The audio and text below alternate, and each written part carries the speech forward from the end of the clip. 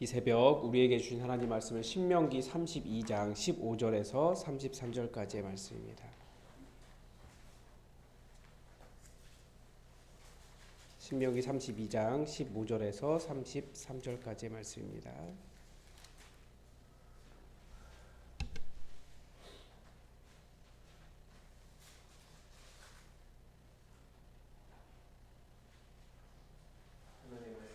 하나님의 말씀을 다 함께 받들어 읽겠습니다. 그런데 여수run이 기름짐에 발로 찼도다. 내가 살찌고 비대하고 윤택함에 자기를 지으신 하나님을 버리고 자기를 구원하신 반석을 업신 여겼도다. 그들이 다른 신으로 그의 질투를 일으키며 가증한 것으로 그의 진노를 격발하였도다. 그들은 하나님께 제사하지 아니하고 귀신들에게 하였으니 곧 그들이 알지 못하던 신들 근래에 들어온 새로운 신들 너희의 조상들이 두려워하지 아니하던 것들이로다. 너를 낳은 반석을 내가 상관하지 아니하고 너를 내신 하나님을 내가 잊었도다. 그러므로 여호와께서 보시고 미워하셨으니 그 자녀가 그를 경노하게 한 까닭이로다. 그가 말씀하시기를 내가 내 얼굴을 그들에게서 숨겨 그들의 종말이 어떠함을 보리니 그들은 심히 패역한 세대요 진실이 없는 자녀이미로다. 그들이 하나님이 아닌 것으로 내 질투를 허무한 것으로 내 진노를 일으켰으니 나도 백성이 아닌 자로 그들에게 시기가 나게 하며 어리석은 민족으로 그들의 분노를 일으키리로다. 그러므로 내 분노의 불이 일어나서 수월의 깊은 곳까지 불사르며 땅과 그 소산을 삼키며 산들의 터도 불타게 하는도다. 내가 재앙을 그들 위에 쌓으며 내 화살이 닿을 때까지 그들을 쏘리로다. 그들이 주림으로 쇠약하며 불같은 더위와 독한 질병에 삼켜질 것이라. 내가 들짐승의 이와 티끌에 기는 것의 독을 그들에게 보내리로다. 밖으로는 칼에 방 안에서는 놀람에 멸망하리니 젊은 남자도 처녀도 백발 노인과 함께 젖먹는 아이까지 그러하리로다. 내가 그들을 흩어서 사람들 사이에서 그들에 대한 기억이 끊어지게 하리라 하였으나 혹시 내가 원수를 자극하여 그들의 원수가 잘못 생각할까 걱정하였으니 원수들이 말하기를 우리의 수단이 높으며 여호와가 이 모든 것을 행함이 아니라 할까 염려함이라. 그들은 모략이 없는 민족이요 그들 분별력이 없도다. 만일 그들이 지혜가 있어 이것을 깨달았으면 자기들의 종말을 분별하였으리라. 그들의 반석이 그들을 팔지 아니하였고 여호와께서 그들을 내주지 아니하셨더라면 어찌 하나가 천을 쫓으며 둘이 만을 도망하게 하였으리요. 진실로 그들의 반석이 우리의 반석과 같지 아니하니 우리의 원수들이 스스로 판단하도다. 이는 그들의 포도나무는 소돔의 포도나무요 고모라의 밭의 소산이라. 그들의 포도는 독이 든 포도이니 그 송이는 쓰며 그들의 포도는 뱀의 독이요 독사의 맹독이라. 아멘.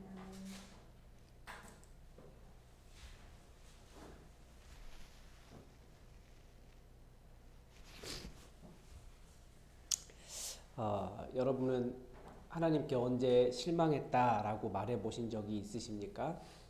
저는 여러 번 있었던 것 같습니다.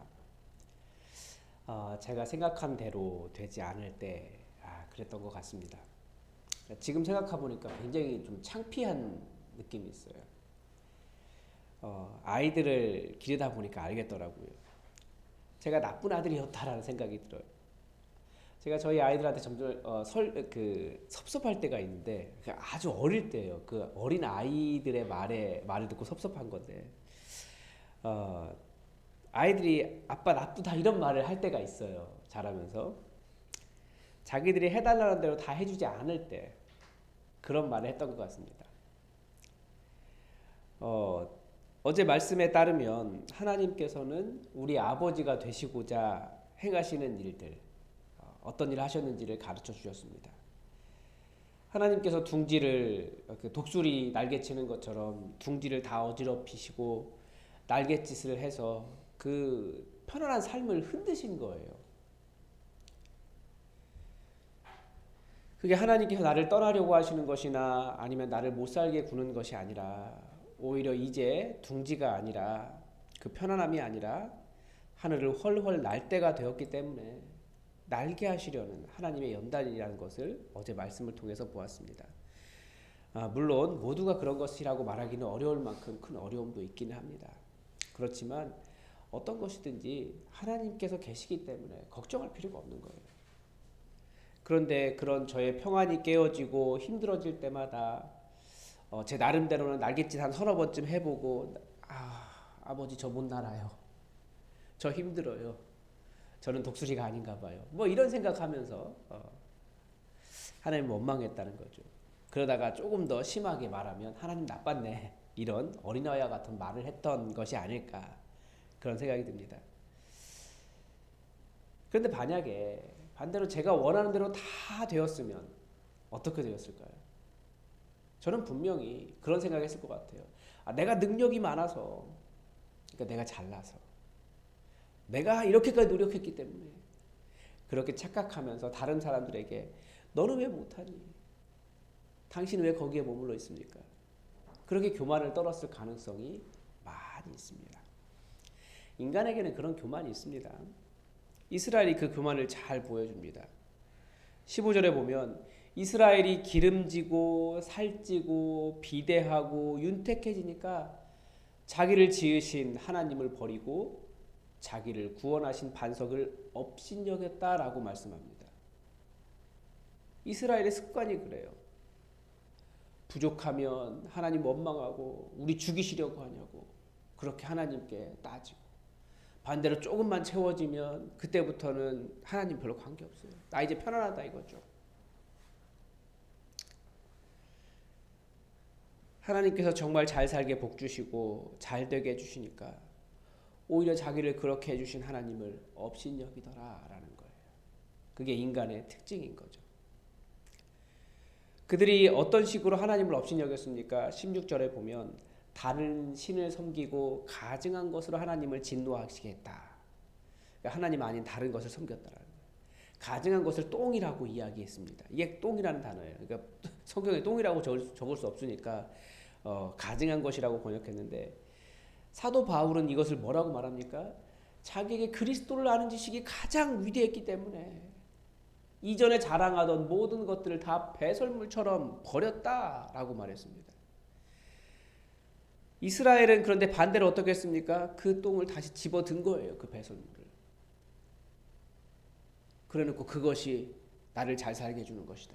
하나님 보시기에는 그건 배설물밖에 되지 않는데, 그거 들고는, 그 악취나는 것을 들고는 저 이거 있어야 살 수 있어.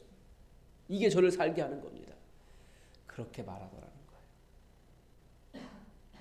하나님께서 굉장히 뭐라고 할까요? 마음이 아프신 것도 그렇지만 인간적인 표현으로 하면 자존심이 상하시는 거예요. 그렇게 그 자녀들 그 광야에서도 지켜주시고 황무지에서도 만나주시고 그들을 먹이시고 해주셨더니 그 자녀들이 잘 살만하니까, 잘 살아지니까 똥 들고 와가지고 이거 안 줬다고 하나님한테 따지고 그러더라는 거죠.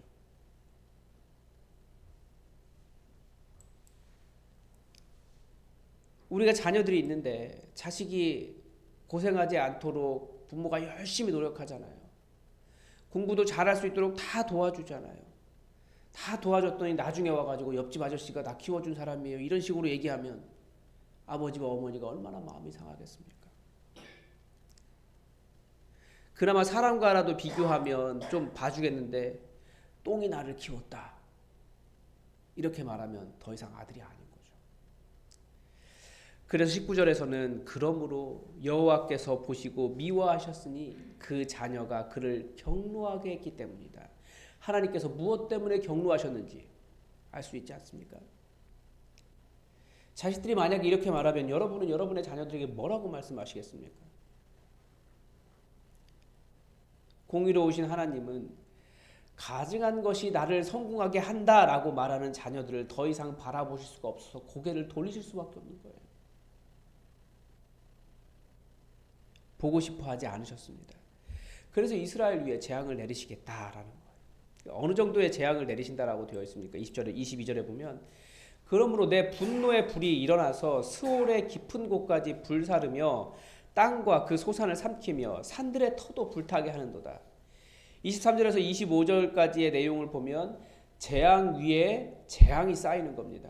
굶주리고 쇠약하고 엄청난 폭염과 독한 질병과 칼과 두려움이 쌓이고 또 쌓이게 될 것이라고 경고하십니다. 그들이 알지 못하던, 그들이 무시하던 이방 민족들이 와서 그들을 점령하게 될 것입니다. 이 내용을 보면 혹시 우리가, 이 나라가, 이 세대가 하나님을 업신여기는 것이 아닐까라는 생각이 듭니다.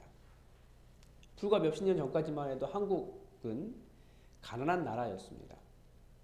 그런데 참 신기한 점은 그 시기에 그렇게 교회가 불이 붙었다라는 거예요. 기도하자 그러면 사람들이 모여서 뜨겁게 기도했고, 40일, 100일, 1000일 기도했고, 말씀도 사람들이 열심히 읽었고, 기도원마다 사람들이 기도하는 사람들로 가득 찼고, 교회는 십자가만 세워놓으면 사람들이 몰려들었어요. 엄청나게 성장했습니다. 왜냐하면 주변에 바라볼 것이, 의지할 것이 아무것도 없었기 때문에 내가 살 수 있는 방법은, 진정한 신은 오직 여호와 한 분뿐이시다라고 하는 것을 다 알았던 거예요. 그런데 지금 이 시대, 그 가난했던 세대의 다음 세대는 어떻게 되고 있습니까? 이제는 교회를 떠나가기 바쁩니다. 근데 전부는 아니지만 거의 모든 교회가 이제 역삼각형이 됐어요. 무슨 말씀인지 아시죠? 다음 세대가 더 적어지는 거예요. 특히 3040 세대가 없습니다. 3040 세대 중에서 자신을 기독교라고 밝히는 사람들의 특징은 내 부모님이 교회를 다니셨기 때문에 내가 교인이다, 내가 그리스도인이다, 이렇게 말하는 사람들입니다. 예수님 때문이 아니라 통계적으로 그래요. 그들은 더 이상 여호와 하나님이 자신을 살려주실 것이라고 생각하는 그 생각이 없습니다. 오히려 사도 바울은 그 모든 것이 다 배설물이라고 말했는데, 그 배설물을 얻기 위해서 더욱더 교회를 떠나가는 세대가 3040 세대예요. 자기들이 원하는 것, 하나님께 기도하고 있는데 다 들어보면 결국은 배설물이에요. 지금 시대도 이제 하나님이 아니라 그 가증한 것들이 나를 살게 한다라고 하는 착각을 하면서 다들 세상적인 승리를 위해 기도하는 시대를 우리가 맞이했습니다. 그런 기도가 잘못된 기도는 아닙니다. 세상을 살아가는데 필요한 것들을 하나님에게서 얻으려고 하는 자세가 무엇이 잘못되었습니까? 당연히 우리는 하나님께 건강을 위해 기도해야 되고, 직장을 위해서도 기도해야 되고, 사업을 번창하기 위해서도 기도하고, 자녀를 위해서도 기도하고, 부모님을 위해서도 기도하고, 승진을 위해서도 기도하고, 세상에서 명성을 얻는 일을 위해서도 기도해야 합니다. 다만 그 기도의 목적이 무엇이냐는 거예요. 이제 내가 기름지고 살찌고 윤택해져서 더 이상 하나님을 찾지 않아도, 그런 근심 걱정 없어도 되는 그런 삶을 원하는 기도라면, 그 기도는 저 이제 하나님 없이도 살게 해주세요 라고 말하는 것과 똑같다라는 겁니다. 우리의 기도는 그런 것을 계속 하나님께 간구하면서, 하나님 주시는 은혜를 고백하면서, 저는 하나님 없이는 살 수 없어요, 너무 감사합니다, 너무 감사합니다, 오직 여호와 하나님만이 내 아버지 되어주세요 라고 하는 기도인지, 이것을 분별할 수 있어야 한다는 겁니다. 근데 우리가 잘 알다시피 우리의 기도는 매우 얄팍합니다. 되면 좋고 안 되어도 다른 방법들을 추구하면 된다라는 식일 때가 많아요. 근데 정말 하나님께만, 하나님으로부터만 오는 은혜를 구하고 하나님으로부터만 오는 권능을 사모한다면 정말 기도하지 않겠습니까? 그렇게 되면 되고 안 되면 말고라고 하는 식의 기도가, 그게 바로 하나님을 무시하는 거라는 거예요. 그래서 지금 세대가 어떻습니까? 여호와 하나님의 권능을 경험하기보다 오늘 본문에 나오는 것처럼 이방 민족들, 그 하나님은 아무것도 아니라고 말했던 그런 것들에 오히려 지배당하고 있는, 그러니까 우상이 무엇이라고 말씀드렸습니까? 내가 숭배하고 나를 지배하고 있는 그게 우상이에요, 여호와 하나님이 아니라면. 그래서 우리가 지금 누리는 모든 것들을 주셔서 감사합니다. 앞으로도 제 삶에 하나님 없으면 저는 절대 살 수 없습니다. 이런 기도를 할 수 있었으면 좋겠습니다. 예수님께서 이것을 잘 보여주셨어요. 그분은 하나님이시기에 기도가 필요 없으신 분이시지만 육신을 가지고 사는 동안 기도하지 않고는 살아갈 수 없다라는 것을 몸소 보여주셨습니다. 그래서 길게 기도하셨고 깊이 기도하셨고 다른 사람과 방해받지 않도록 정말 집중해서 기도하셨다라는 거예요. 우리에게도 그렇게 살라고 하시는 거죠. 예수님조차도 그렇게 살았는데 우리가 뭐라고 기도하지 않고 살아가겠습니까? 우리 시대는 팬데믹과 기후 변화와 각박해져가는 세상을 경험하고 있습니다. 이게 23절의 내용이 23절 이하에 나오는 내용과 그대로 똑같아요. 하나님의 재앙이 쌓이는 그 상황과 너무나 유사하다라는 거예요. 그럼에도 불구하고 우리 세대는 이전 세대만큼 하나님을 찾지 않습니다. 우리를 잘 살게 해준다는 배설물이 너무나 많고 그것들을 가지고 그걸 붙잡으려고 애쓰고 있어요. 그리고 그 배설물을 손에 붙잡고 즐거워합니다. 우리가 우리의 목표들을 정말 그것이 여호와 하나님인지 아니면 그 가증한 것들인지 볼 줄 알아야 하고 오직 하나님께 주시는 은혜를 간구하며 하나님께 주시는 응답들로 인해 하나님께 감사하는 삶을 살 줄 알아야 됩니다. 우리는 많이 받았습니다. 많이 누리고 있습니다. 그럴수록 더욱더 아버지 감사합니다. 아버지 감사합니다. 아버지 이것도 주세요.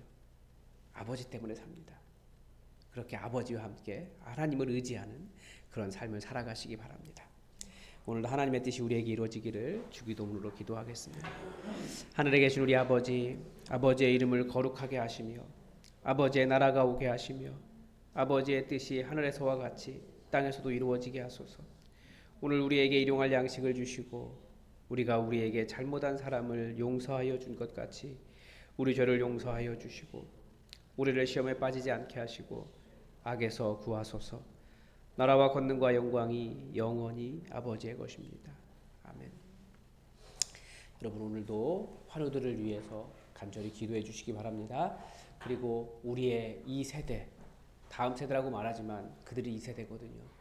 여호와 하나님을 찾는 세대가 될 수 있도록 이 시대를 위해서도 함께 기도해 주시고 우리 청년들, 우리 자녀들을 위해서 특히 3040 세대가 하나님께로 돌아올 수 있도록 여러분 기도해 주시기 바랍니다.